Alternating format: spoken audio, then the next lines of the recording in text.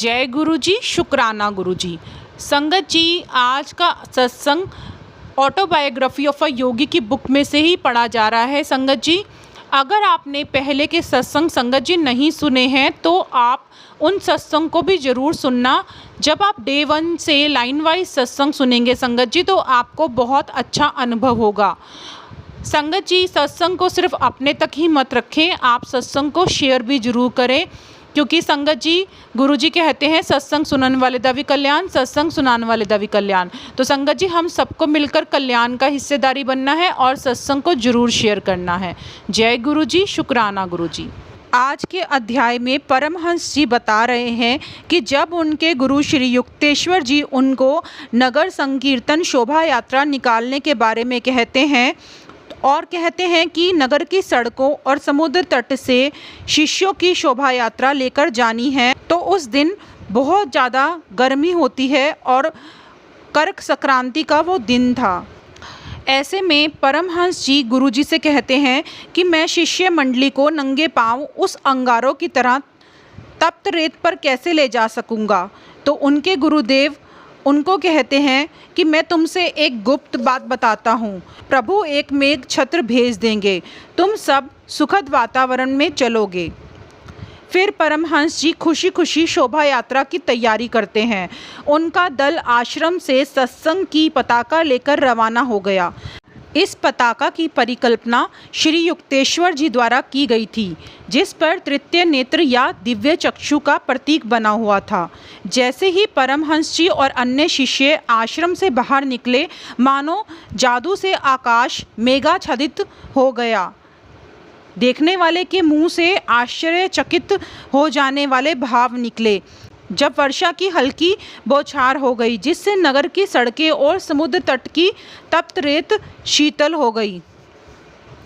2 घंटे की संकीर्तन यात्रा के दौरान सुखद बूंदें पड़ती रही। जिस क्षण उनका दल आश्रम में लौटकर आया, उसी क्षण बादल और वर्षा दोनों गायब हो गए। जब गुरुदेव के पास जाकर परमहंस जी ने धन्यवाद किया तो उन्होंने कहा, देखा भगवान हमारा कितना ध्यान रखते हैं, वो सबको प्रत्युत्तर देते हैं, सबका काम करते हैं। जैसे उन्होंने मेरी प्रार्थना पर वर्षा भेज दी, वैसे ही वे किसी भी भक्त की कोई भी सच्ची इच्छा पूर्ण करते हैं। लोग कदाचित ही समझ पाते हैं भगवान कितनी ही बार प्राय उनकी प्रार्थनाओं को पूर्ण करते हैं। भगवान कुछ गिने चुने लोगों को ही सुनते हैं, ऐसा नहीं है, बल्कि जो भी श्रद्धा से उनके चरणों में जाता है, उस प्रत्येक मनुष्य की प्रार्थना वे स्वीकार करते हैं। उनकी संतानों को अपने परम पिता पर अटल विश्वास रखना चाहिए। श्री युक्तेश्वर जी मकर संक्रांति, उत्तरायण, कर्क संक्रांति, दक्षिणायन के दिन 4 वार्षिक उत्सवों का आयोजन करते थे। इन अवसरों पर आसपास के और दूर दूर से भी शिष्य एकत्रित होते थे। मकर संक्रांति का आयोजन श्री रामपुर में होता था। जब परमहंस जी ने भी इसमें भाग लिया तो उनको एक स्थायी कल्याणकारी लाभ हुआ। प्रातःकाल सड़कों पर नंगे पांव शोभा यात्रा के साथ उत्सव आरंभ हुआ। सैकड़ों शिष्य मधुर स्वर में भजन कीर्तन कर रहे थे। कुछ वादक बांसुरी और खोल करताल पर भी उनकी संगत कर रहे थे। उनकी गूंजती हरि नाम स्तुति की ध्वनि को सुनकर जन खुशी से अपने नीरस कर्तव्यों को छोड़कर रास्ते में पुष्प वृष्टि कर रहे थे। अनेक रास्तों से घूमते हुए यह शोभा यात्रा आश्रम के आंगन में आकर समाप्त हुई। वहाँ पर परमहंस जी और अन्य शिष्य अपने गुरु को घेरकर चारों ओर से उनका नामगान कर रहे थे। उस समय ऊपर के बरामदों से कुछ शिष्य गेंदे के फूल बरसा रहे थे। बहुत से अतिथि आश्रम में ऊपर गए और जहाँ उन्हें पनीर और संतरे से बनी खीरनुमा मिठाई दी गई। परमहंस जी अपने गुरु बंधुओं की ओर चले गए, जो आज रसोइयों का काम कर रहे थे। इतनी बड़ी संख्या में जब लोग आते थे, तब खाना बाहर खुली जगह में ही बड़े बड़े हंडों में बनाना पड़ता था। ईंट मिट्टी के चूल्हों में जलने वाली लकड़ियों से धुआं उठ रहा था, जिससे आंखों में पानी आ रहा था। पर परमहंस जी और अन्य शिष्य अपने काम में प्रसन्नतापूर्वक लगे हुए थे। भारत में धार्मिक उत्सवों को कभी भी कष्टपूर्वक नहीं माना जाता। प्रत्येक भक्त अपना अपना योगदान देता है। कोई पैसा देता है, कोई चावल या सब्जियां, अथवा कोई व्यक्तिगत परिश्रम की सेवा अर्पण करता है। महर्षि कहते हैं कि उन भोजों की तैयारी करने का, छोटी मोटी बात का ध्यान रखने के लिए गुरुदेव भी उनके साथ वहां पर उनके बीच में आ गए। हर क्षण व्यस्त रहते हुए भी वे अत्यंत फुर्तीले युवा शिष्यों के साथ परिश्रम कर रहे थे। ऊपर की मंजिल पर हारमोनियम और खोल की संगत के साथ संकीर्तन चल रहा था। श्री युक्तेश्वर जी कौतुक के साथ उसे सुन रहे थे और उन्हें संगीत का पूर्ण ज्ञान था। फिर गुरुदेव रसोइयों को छोड़कर संगीत वालों के बीच पहुंच गए और कहा, वे बेसुरा गा रहे हैं। संगीत की धुन फिर सुनाई दी। इस बार वह सही स्वर ताल में थी। संसार में संगीत विज्ञान की सबसे पहली जानकारी सामवेद में उपलब्ध है। भारत में संगीत, चित्रकला और नाट्य कला को दैवी कलाएं माना जाता है। अनादि अनंत त्रिमूर्ति ब्रह्मा, विष्णु और शिव आद्य संगीतकार थे। शास्त्र पुराणों में वर्णन है कि शिव ने अपने नटराज या विराट नर्तक के रूप में ब्रह्मांड की सृष्टि, स्थिति और लय की प्रक्रिया के नृत्य में लय के अनंत प्रकारों को जन्म दिया है। ब्रह्मा और विष्णु करताल और मृदंग पर ताल पकड़े हुए थे।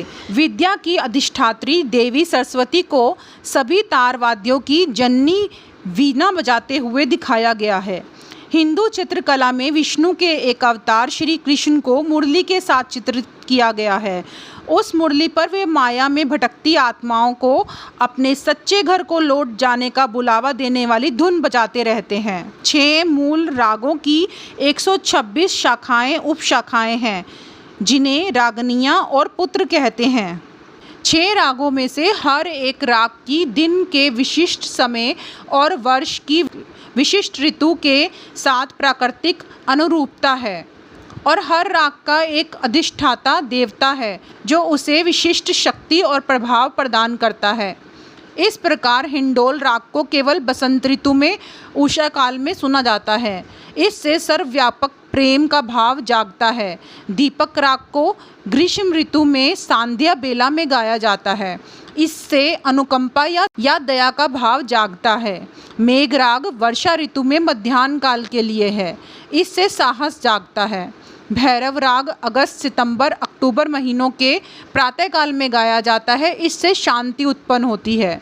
श्री राग शरद ऋतु की गोधूली बेला में गाया जाता है। इससे विशुद्ध प्रेम का भाव मन पर छा जाता है।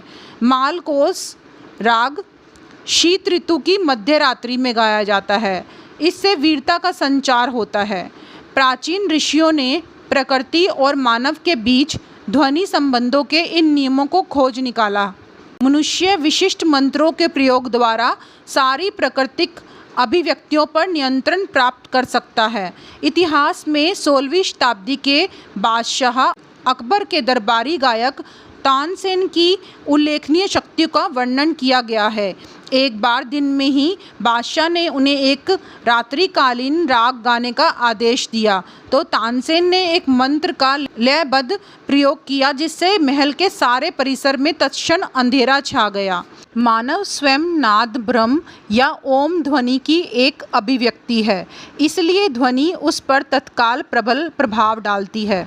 पूर्वोत्तर और पाश्चात्य दोनों ही प्रकार का भक्ति संगीत मनुष्य में आनंद उत्पन्न कर देता है, क्योंकि इस प्रकार का संगीत मनुष्य के मेरुदंड में स्थित चक्रों में से किसी चक्र में उतने समय के लिए स्पंदात्मक जागृति उत्पन्न कर देता है। आनंद के उन क्षणों में उसे अपने ईश्वरीय मूल का स्मरण हो आता है। उत्सव के दिन श्री युक्तेश्वर जी की ऊपर की बैठक से आती संकीर्तन की ध्वनि खाना बना रहे शिष्यों को चारों ओर उबलते खोलते बर्तनों के बीच में प्रेरणा दे रही थी। परमहंस जी और उनके गुरु भाई आनंदित होकर हाथ से ताल बजाते हुए टेक गा रहे थे। सूर्यास्त तक सब लोगों ने अपने सैकड़ों अतिथियों को खिचड़ी, सब्जी और चावल की खीर का भोजन करा दिया था।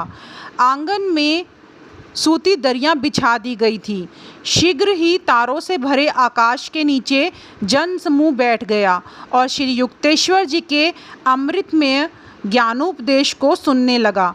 उनके सार्वजनिक प्रवचनों में क्रिया योग और आत्मसम्मानपूर्ण जीवन, शांति, दृढ़ संकल्प, सादा आहार और नियमित व्यायाम के महत्व के बारे में बताया जा रहा था।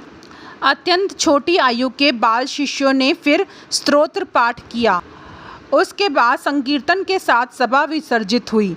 रात 10 बजे से अर्धरात्रि होने तक आश्रम वासियों ने बर्तनों और कढ़ाइयों को मांजकर साफ कर दिया और आंगन को भी साफ किया। गुरुदेव ने परमहंस जी को अपने पास बुलाया और कहा, तुम्हारे आज के और तैयारी में लगे गत पूरे सप्ताह के सहर्ष परिश्रम से मैं प्रसन्न हूँ।